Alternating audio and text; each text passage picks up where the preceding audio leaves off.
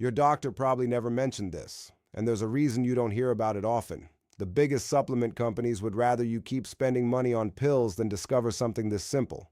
Because what if I told you that one tiny ingredient, something that costs just a few cents and might already be sitting in your kitchen right now, could completely change the way your morning coffee works inside your body? It sounds almost too easy, right? That's exactly why most people ignore it. But stay with me, because in the next few minutes, you're going to see your daily routine in a completely different way, especially if your mornings don't feel as sharp as they used to. If you wake up with that heavy brain fog that lingers for hours, if your energy feels unstable, or if your body just doesn't feel as light and responsive as it once did, then this might be the missing piece you've overlooked for years. And here's the surprising part. It's not about adding something complicated. It's about fixing something you're already doing every single day. Coffee isn't just a habit, it's a powerful tool, when it's used the right way. But most people, they've been unknowingly canceling out its best effects every single morning. And once you understand what's really going on inside that cup, you won't look at coffee the same way again. Just wait until you hear what happens inside your body in the first 15 minutes after making this one small change. Let's start with something most people completely misunderstand. Coffee is not just about caffeine. In fact, focusing only on caffeine is like judging a car only by its color. You're missing what actually makes it powerful. Coffee is one of the richest sources of natural compounds called polyphenols, and one of the most important among them is chlorogenic acid. This compound has been widely studied for its ability to support metabolic balance, help regulate blood sugar levels, and protect cells from everyday stress. That already makes coffee far more interesting than most people realize. But here's where things take a turn. There's another ingredient, small, intense, and often overlooked, that contains a compound called eugenol. And this is where everything changes. Because when these two compounds are present together, something unusual happens. They don't just work side by side, they enhance each other. Think of it less like addition and more like amplification. What you get isn't just a slightly better effect, but a noticeably different experience. This concept is sometimes referred to as food synergy, where specific natural compounds interact in ways that increase their overall impact. And yet, despite how accessible this combination is, almost no one is taking advantage of it. It's not rare, it's not expensive, and it doesn't require any special equipment.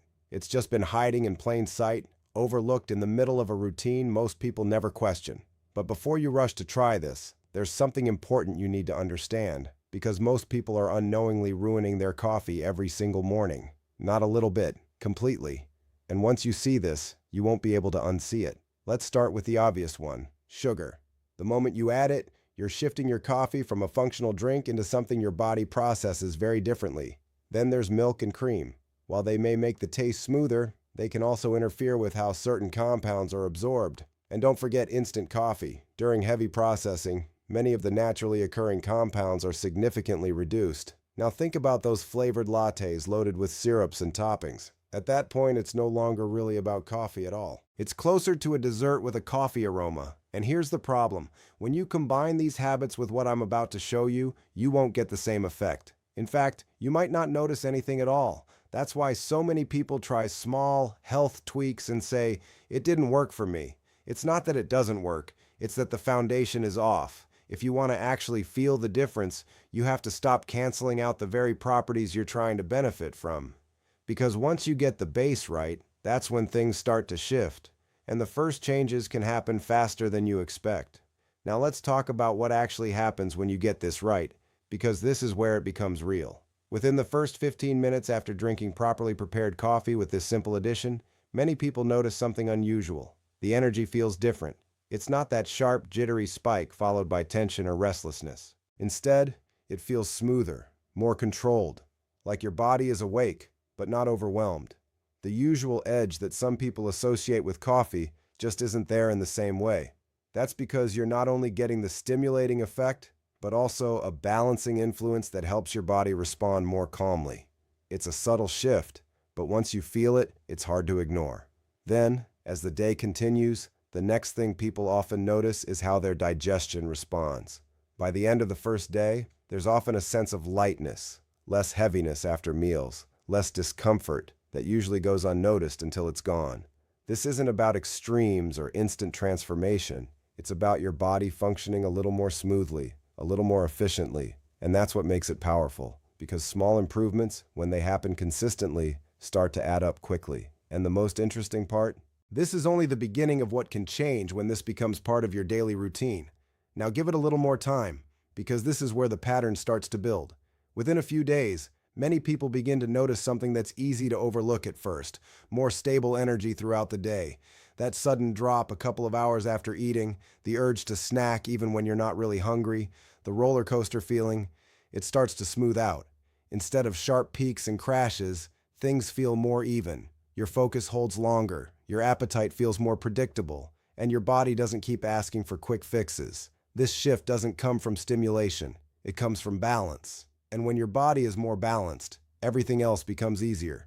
But here's where it gets even more interesting. Before we go further, a quick moment. If you're finding this useful so far, make sure to subscribe and like the video. It helps more people discover content like this, and it genuinely makes a difference. All right, let's keep going. Around the 1 week mark, another quiet change can begin to show up. It's not dramatic, but it's noticeable. Things that felt stiff or uncomfortable in the morning may start to ease up a bit faster. Your body feels slightly more responsive, like it's recovering more efficiently overnight. And while this isn't something you measure in a single moment, it's something you start to feel in your daily routine, and once you notice it, you realize it wasn't always this way. As you move past that first week, the changes become less about quick sensations and more about consistency. Around the 1 month mark, this is where many people begin to notice deeper shifts. Your mornings feel more predictable, your energy more reliable, and even small things, like how your skin looks or how refreshed you feel after waking up, can start to improve. It's not dramatic overnight change, it's the result of your body working more efficiently day after day. When your system isn't constantly dealing with spikes and crashes, it has more room to maintain balance, and that balance shows up in ways you don't always expect. People often describe it as feeling cleaner or more reset, like their baseline has quietly improved. Then, as you continue into the 2nd and 3rd months, the long-term effects start to become more obvious. Your energy isn't just better in the morning, it stays steady throughout the day. Your focus becomes more consistent without needing constant boosts. Even your relationship with food can shift slightly, as your body no longer signals for quick energy as often. And the key thing to understand here is that none of this comes from doing something extreme. It comes from doing something simple, correctly, and consistently. But to actually get these results, there's one critical piece you need to get right, and this is where most people make mistakes without realizing it. So let's get into the exact method, because this is where everything either works or falls apart. Most people try something like this once, don't feel much, and move on. Not because it doesn't work, but because they do it incorrectly. The right approach is simple, but it has to be precise. First, you'll need whole cloves, not ground, not powdered. The structure matters more than you think. Take about 3 whole cloves and place them into a small pot with roughly a cup to a cup and a half of water. Bring it to a boil, then immediately reduce the heat and let it gently simmer. And here's the key: no longer than 5 minutes. That timing isn't random. Go too short and you won't extract enough. Go too long and you start losing the very compounds you're trying to preserve. Once that's done, strain the liquid and remove the cloves. What you're left with is a concentrated clove infusion. Now, instead of using plain water, you use this infused liquid to brew your coffee however you normally would. It doesn't matter if it's a French press, a drip machine, or something else. The method stays the same. And one more important detail: drink it slowly, preferably as the first thing you consume in the morning. No rushing, no mixing it with other foods right away. That timing helps your body actually register and respond to what you're giving it. It's simple, but every step matters. If you don't have time in the morning to prepare the full infusion, there's a faster alternative, but it comes with a trade-off. You take a single whole clove and gently crush it, just enough to break its structure. You can use the flat side of a knife or a simple mortar if you have one. Then you add it directly into your freshly brewed black coffee and let it sit for about 3 minutes. This allows some of the compounds to release into the drink, though not as completely as the slow simmer method. It's a shortcut, not a full replacement, but for busy mornings, it still gives you part of the effect. Now here's where most people go wrong, even when they try to do it right. Mistake number 1 is dropping a whole, uncrushed clove into coffee and expecting results. Without heat or breakdown, it barely releases anything useful. Mistake number 2 is overboiling cloves for too long. People assume more time equals more benefit, but in this case, it actually reduces effectiveness. And mistake number 3 is what happens after the coffee is ready: adding sugar, milk, or heavy cream. That can significantly change how your body processes the beneficial compounds. If you need a smoother taste, small alternatives like cinnamon or a touch of natural fat are often used instead. These details may seem minor, but they're exactly what determines whether this becomes a noticeable change or just another ignored experiment. There's also something important to be aware of. Not everyone should approach this in the same way. For some people, especially those who are taking certain medications that affect blood clotting, it's worth being cautious and checking compatibility with their current routine. And if someone already has sensitive digestion, ulcers, or strong acid-related discomfort, coffee itself may not feel comfortable regardless of what is added to it. That part can't be ignored, because no adjustment fixes a foundation that already feels unstable. But for most people, the key takeaway isn't about restriction, it's about optimization. A simple shift in how something familiar is prepared can change how your body responds to it on a daily basis. And when you think about it, that's the real power here. You're not introducing something complicated or expensive. You're taking something that already exists in your routine and improving how it interacts with your system. Over time, that consistency is what leads to noticeable changes, steadier mornings, smoother energy, and a more balanced feeling throughout the day. And the most interesting part is how small it really is. One ingredient, a few minutes, the same cup of coffee you've been drinking for years. But when the structure changes, the outcome changes too. And that leads us to the final piece, why this simple adjustment tends to matter more than people expect, and how something so small can quietly influence your entire morning routine. Because when you strip everything back, this isn't really about coffee or cloves. It's about how small, repeated actions shape the way your body feels every single day. Most people never question their morning routine. They repeat it on autopilot.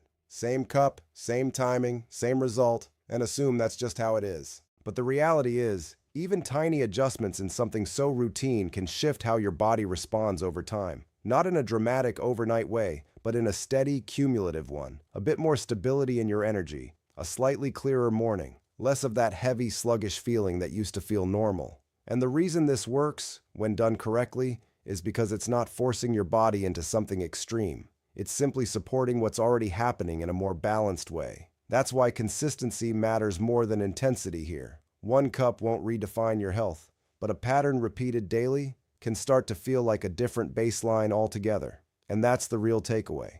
You don't need complicated systems or drastic changes to notice a difference in how you start your day. Sometimes it's just about refining something you already do instead of replacing it entirely. So the question isn't whether this is powerful in theory, it's whether you actually try it and observe how your own body responds, because ultimately that's the only result that matters.